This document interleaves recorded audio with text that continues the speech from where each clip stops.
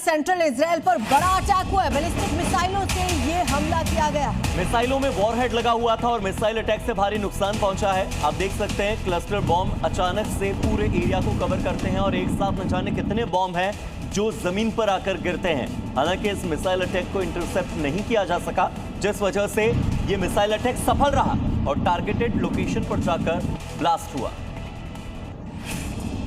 इसी बीच ईरान ने Israeli drone को ढेर कर दिया है। बड़ी खबर सामने आ रही है शिराज शहर से, जहां पर इजरायली ड्रोन को नष्ट कर दिया गया। इजराइल के 2 ड्रोन मार गिराए गए हैं। तस्वीरें भी जारी की गई हैं। इजराइल के 2 ड्रोन हवा में ही नष्ट किए गए।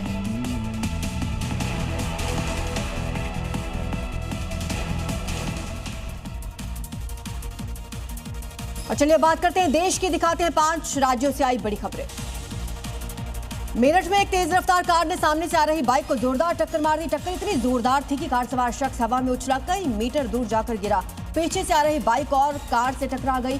सभी घायल को हॉस्पिटल में भर्ती करवा दिया गया। औरैया में प्रशासन ने अवैध प्लॉटिंग के खिलाफ बड़ी कार्रवाई की और बुलडोजर की मदद से कई बीघा जमीन पर फैले हुए प्लॉटिंग को ध्वस्त कर दिया। प्रशासन के मुताबिक बिना नक्शा पास करवाए भूमाफिया प्लॉटिंग करके जमीन बेच रहे थे।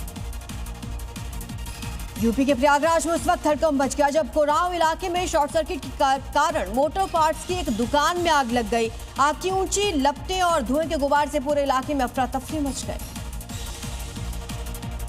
राजस्थान के श्रीगंगानगर में बारिश और ओलावृष्टि से किसानों के चेहरे मुरझा गए। पदमपुर की धान मंडी में खुले में पड़ी किसानों की जीन्स की फसल भीग गई और किसानों ने धान मंडी में जगह के अभाव के आरोप लगाए। अधिकारियों से अब मुआवजे की मांग की है।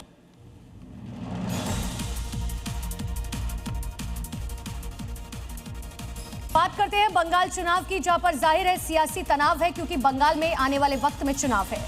और ऐसे ही सियासी तनाव की तस्वीर सामने आई है कूच बिहार से, जहां पर बीजेपी और टीएमसी के समर्थक आमने सामने आ गए और जमकर नारेबाजी होने लगी।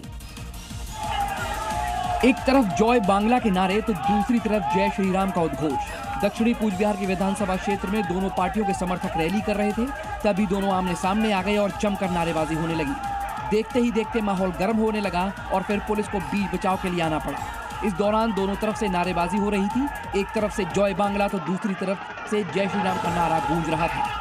आपको बता दें कि दोनों ही पार्टियों के उम्मीदवार एक ही समय पर नामांकन पत्र दाखिल करने पहुंचे थे।